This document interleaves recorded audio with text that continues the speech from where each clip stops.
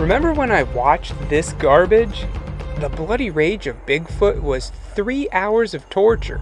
But when it was over, I thought, okay, at least I'll never have to do that again. Well, guess what? The director of these movies, James Baack, emailed me and wanted me to watch some more of his movies. Well, I didn't hold back in the Bloody Rage of Bigfoot, giving it a 1 out of 4. So he knows how I feel about it. Even so, he sent me 2 more movies to watch. So let's dive in. I'm not holding back this time either, James. This is going to be my honest thoughts on your movies. Let's start with the Hideous Bog monster.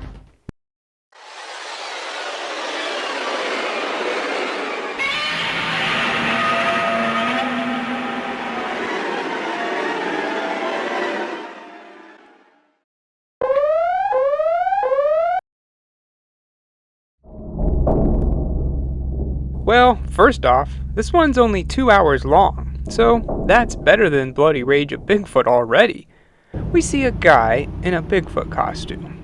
Now, I'm convinced, even with a low budget, this isn't supposed to be a real Bigfoot. I think they want you to know it's a man in a suit, right? It just has to be. Look at this. So anyway, it turns out that we're in Fluke, Arkansas, the location of the famous Boggy Creek monster. The guy in the suit, whose name is Herbie, is obsessed with the film and is trying to scare the citizens into thinking the monster is back. So he's dressing up like Bigfoot and killing a bunch of people. And this goes on for a while. He kills hunters out in the woods, chases some kid around, even breaks into someone's house and kills this guy. Then goes to a furry convention to, I don't know, blend in? Now some cultists are at a graveyard trying to revive Frankenstein's creation. I can't make this stuff up. Anyway, they do their ceremony, and apparently it works, bringing him back to life. Just so he can wander around. That's all this thing does. Eventually he finds a witch who needs his help. She's got a whole backstory, but basically, demons impregnated her, she had twin boys, a good one and a bad one, and Frankenstein's followers, dressed as the gingerbread man, took her babies away and beat her up, disfiguring her face. That's why she wears this mask. Anyway, she wants her evil son so she can send him back to hell. The locals call this abomination Big Timber, and he needs to be stopped. So, Frankenstein's creation goes to this robot, which teleports him to this guy's backyard. What the hell? This is Flunky, and he takes in his new guest, feeding him, giving him beer, and even naming him Lumpy. Flunky lives in Fluke, and he's heard the rumors about the Boggy Creek monster returning. And he's even heard about a new monster, Big Timber. So, wanting to defend his town, he gathers up a team to take them out. They all meet at a bar. Flunky, Lumpy, Sally Bell, and this chick that we never see again. Their plan is to basically go out in the woods with guns and shoot the monsters. Did you stay up all night working on that one, Flunky? While Flunky is assembling his team of all-stars, we see that Herbie is doing a ritual which summons Big Timber.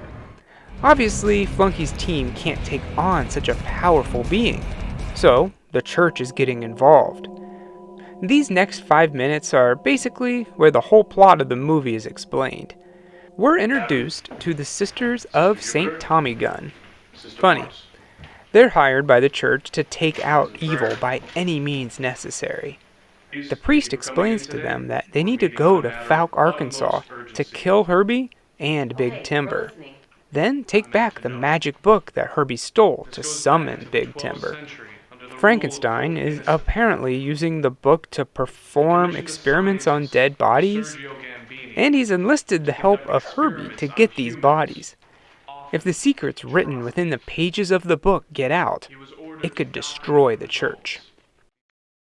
So now Lumpy goes into someone's backyard and meets with Big Timber, who informs him that he already knows about the Sisters of St. Tommy Gun and how everyone is hunting him down, but they'll fail. It then commands Herbie to kill Lumpy, and I guess he now has Force Lightning, because he shoots it from his fingertips and kills Lumpy. And then he moves on to Flunky.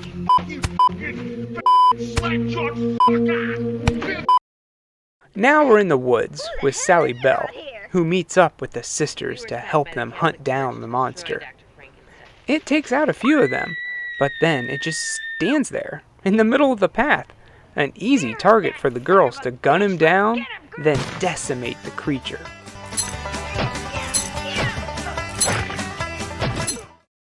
Flunky is alive, and in his last dying breath, he calls Sally to tell her it's time to get serious and to take down Herbie.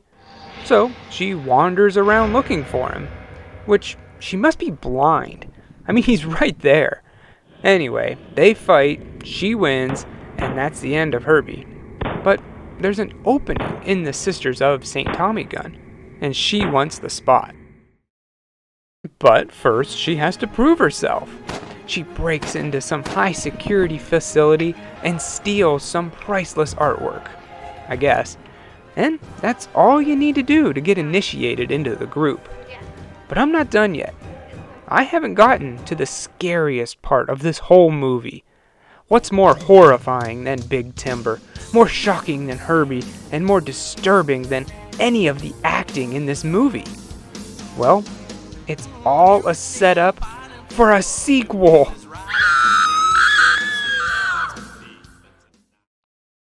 Halloween Double Trouble is an anthology movie, so we get 2 stories for the price of 1. Now, I like anthology horror like Creepshow, Trilogy of Terror, and VHS. I think this might be the way to go for Great Lakes Artist Group, the group behind making these movies. Bloody Rage and Hideous Bog Monster all had so much filler. Here, when you tell more than one story, there isn't time for that. So let's check out Halloween Double Trouble and see how it holds up to the rest.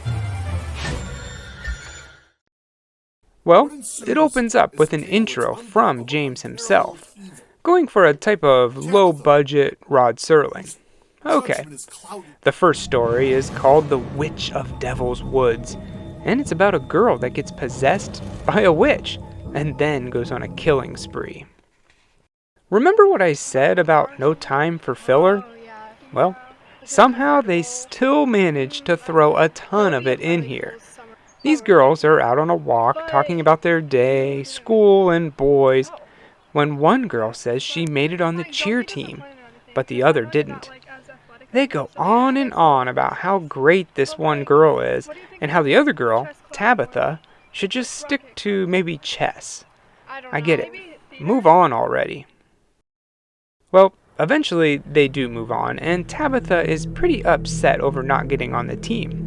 So she walks behind her quote-unquote friend when she hears a voice from the woods telling her to let me in, and all this other creepy stuff. We see the witch, and, well, it looks like something. At least they put fire over it to cover up how bad it looks. Anyway, in the end, I guess she caves in and swears allegiance with the witch. The next day, some girl is running on the path, and after a long few minutes of watching this, Tabitha kills her. Or she throws red paint on a tree. I'm not too sure. The next day is when she gets revenge on her friend. She walks around the park and sees more Halloween decorations. Cool. Now she's at a house, just walking around. She's walking here, walking there. I can't even make out where she's walking to. Eventually, she goes into a room where her friend's head is on the table. Tabitha walks in and sits with the other Halloween decorations when her friend says, "Tabitha, why would you do this to me?" One of the monsters says Tabitha must now kill her father. And then she freaks out and turns into some demon creature and then eats the head? I don't know. I'm just as lost as you are at this point. She goes back home and her dad instantly recognizes the demon creature as his daughter. Tabitha? No! Before moving on to the final story, we see a little found footage clip, which is no doubt just filler, but surprisingly, it's the best part of the movie. Two guys are exploring some woods and find a bunch of junk scattered all over the place. Eventually, they find a makeshift hut, and they see someone watching them. That's when they book it out of there. It's quick. Nothing really happens, but it reminds me of those mysterious YouTube videos you find every once in a while. They're 100% fake, but still, you watch them for some reason. Moving on to Fear the Ouija board. I wonder what that's all about. We see James looking pretty rough in a canyon, and he's killed by more Halloween decorations.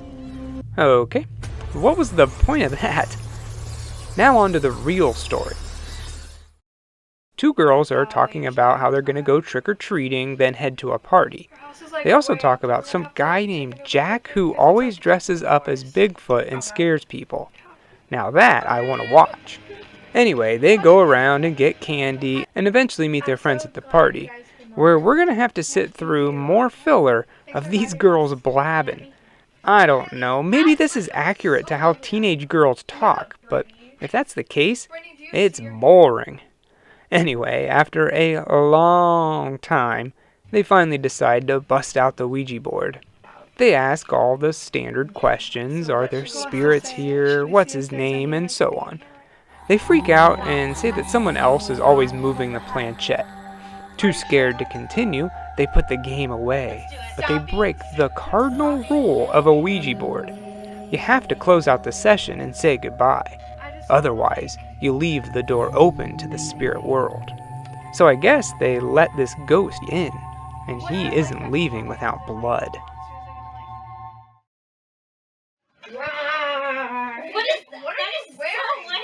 One girl goes outside for some fresh air and is attacked. We see a bunch of random stuff, and then she blows up. The creature takes her mask and heads inside the house, back to the girls who are messing around with their phones, and the power gets cut. They run to the basement to get their dad's gun, and then they go outside to look for their friend. It's now 6 hours later, and the sun is coming up. I guess they've been out there all night. Well, our good friend the dinosaur kills more girls, and they all blow up.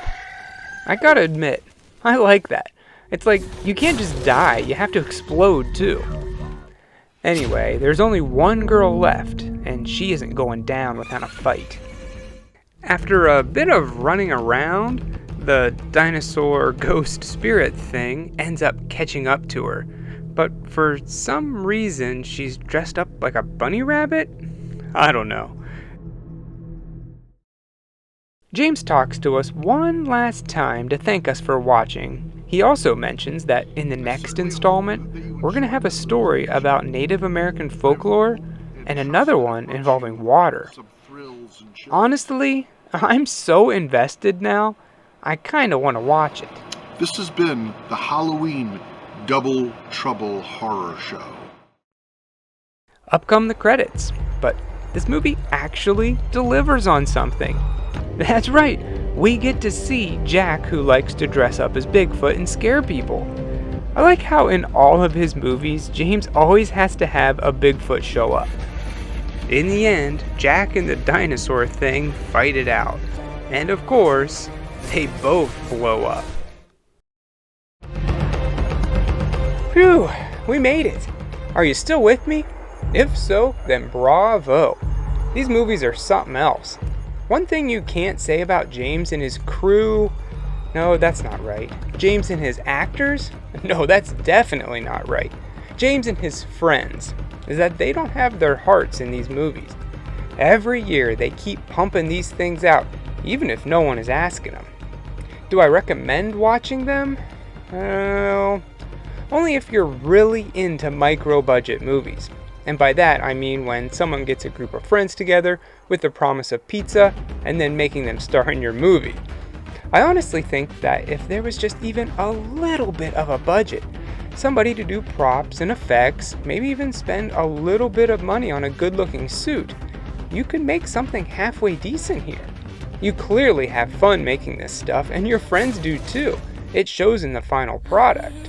So, James, you might be the Lex Luthor to my Superman, the Green Goblin to my Spider-Man, but please don't stop what you're doing. And if you're ever in town, look me up. We'll go have a beer. If you want a final score, here you go. I give the Hideous Bog monster 1 flunky and lumpy out of 4. And Halloween Double Trouble gets 1.5 exploding deaths out of 4. That's right, they're getting better. Don't stare. Look at this chair. I'm not sure if that's especially good for your back.